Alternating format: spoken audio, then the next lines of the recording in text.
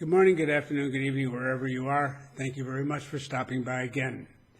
I keep trying to find new, different ways of trying to introduce the city instead of just maps or looking at photos here and there.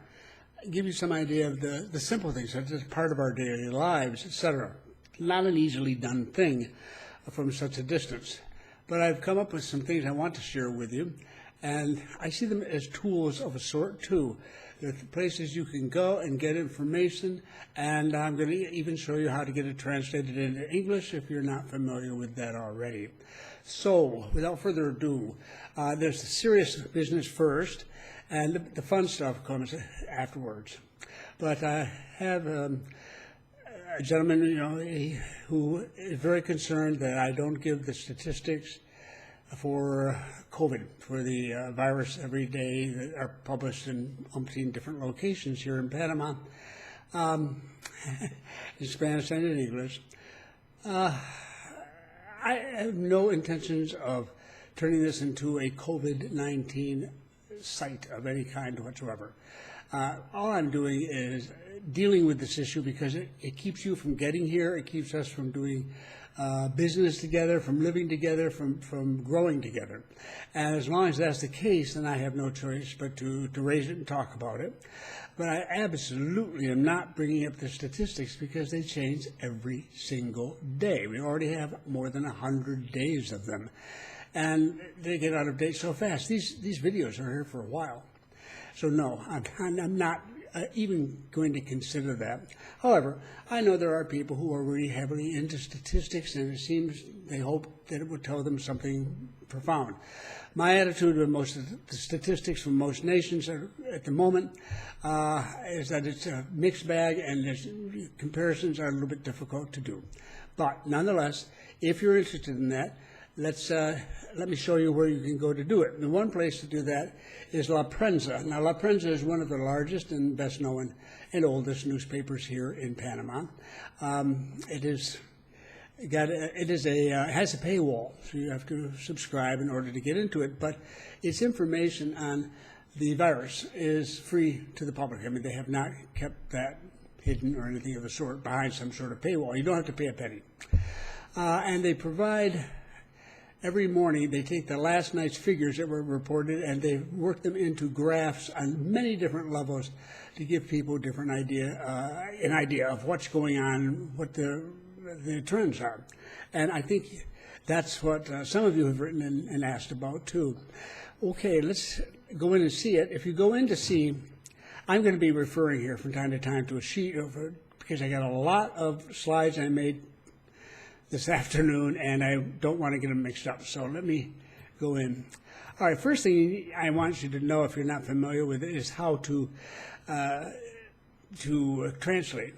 I'm going to assume from Spanish into English. Those of you who are German-speaking, French-speaking, and so forth, no, it's the same thing. You just are choosing your own language as opposed to English. Here's the front page of a financial newspaper, business newspaper here in Panama. You can see it up here. It's pretty nice. It's a pretty good one. On the right-hand side, you'll see that I have clicked on the right-hand side of my mouse, and I have a little menu up there. Now, this is in Chrome. Something similar is in Microsoft Edge. Firefox is a different story, and I'll get to that later. But for the moment, since most of you are Chrome users, if you do right-click on it, this is the little menu you see, and here it is a little bit larger. So you can hopefully read it today. I highlighted the translate to English, and when I click on that, Google takes over, and this is what you get. So it's really fast, it's really easy, and you get to read a great deal of stuff. And I use it all the time because it simplifies matter. It just makes it a lot faster to get things done, and that's fine with me. Something that helps make it faster is always good as far as I'm concerned.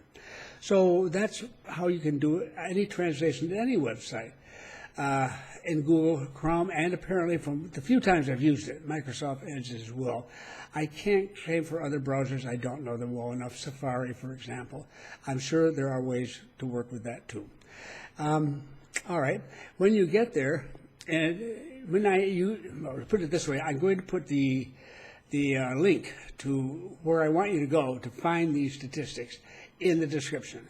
So when it's a specific page at La Prensa's site, and it should update, and you should always see the most current version of it at this particular address. Now, what you'll see at the top of it, you'll know you're there, is this. And it's their infograph on COVID-19 in Panama. If you look real carefully here, you'd see I was already into English below, and the text is in English, but images, graphs, for example, which are really produced by, considered like artwork, they do not translate. So the infografia is going to be that. It's not going to ever say infograph.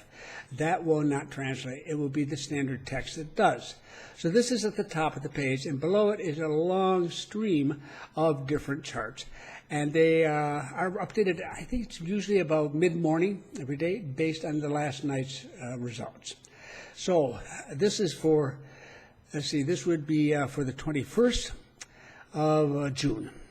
And today's the 22nd, but we won't have these updated until tomorrow morning. Now, looking down here, some people asked about tests. I've taken these, there are a number of others too, there's quite a few graphs, and I'm just going to focus on these. Unfortunately, you're not going to get them translated into English because they're all part of images. But these pruebas is tests, and those are completed tests, realized tests. And you can see the movement in them over time. And you'll notice that in the past weeks here, we have had a substantial increase in the number. We've been doing a lot, then we were waiting for a big shipment of antigen to come in, the best, the fastest, and I guess the most accurate of the various tests. And there are thousands of them, and they just immediately began to expand the use of them. Now they're focusing all of this activity now on those portions of the community where they have found very dense pockets of virus. And these tend, as I've mentioned before, they tend to be in poorer parts of town or people who live very closely to each other or one thing or another. And that's just Panama City, but from all over the country, in rural areas too, some of the rural communities, and among our indigenous people.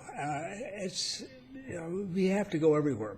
And what they have done is now, especially with all the tests that they have had in, thousands and thousands of them, is they've focused on these areas specifically to find as many of the cases as possible and get them into treatment without concern with whether or not that makes the statistics look good.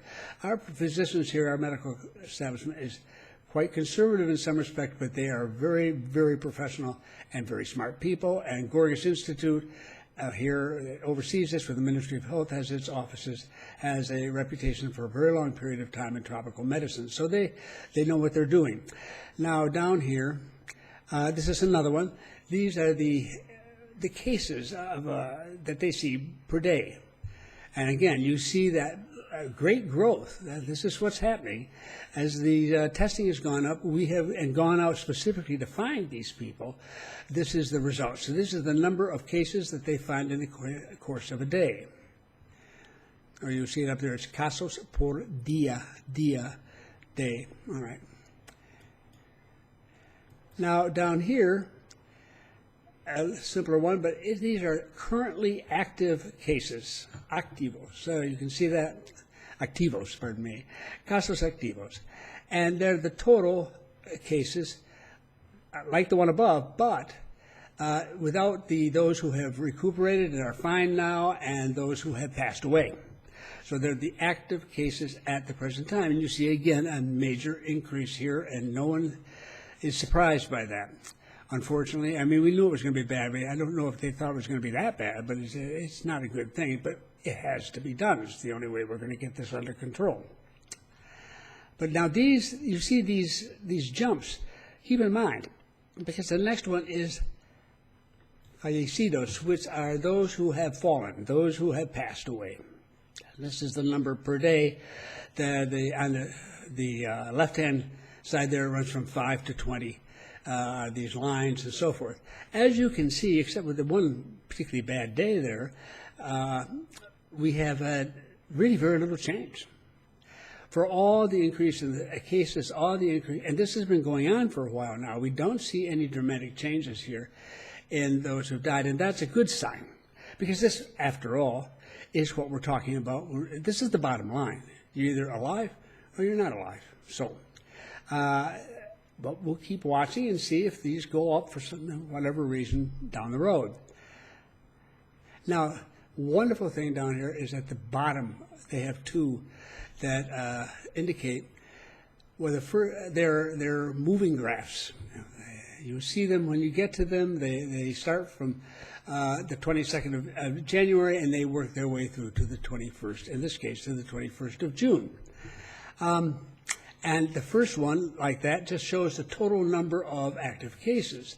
The second one is the most interesting, and that's the one that shows the deaths by nation by million of inhabitants. That is the number per million who actually die in each of these countries. You obviously don't want to be at the top of that list. So you might assume that, and Panama has not actually been on the list until very recently, and thankfully, well, not thankfully, but on the 21st, they managed to make it on the list. So I can show them to you too, since they don't do all the nations here. Now, you can go in later. I would just I'm just going to read from number 1 down the list. So the names here are in Spanish, and they may be too small for you to read anyhow.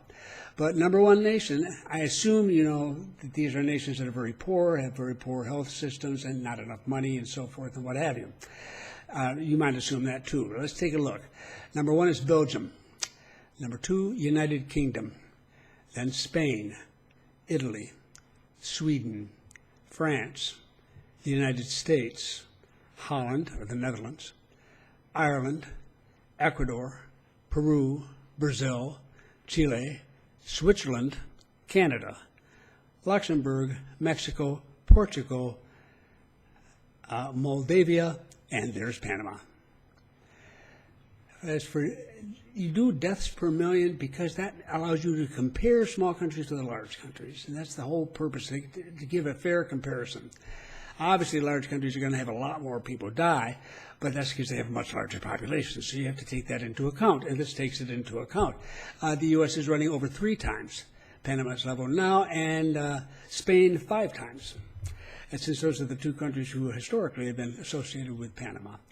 I think that says something there too. So that's where you can go and get to see these statistics, and I think it's interesting. This particular one and one prior to it, which is total cases, they move very quickly.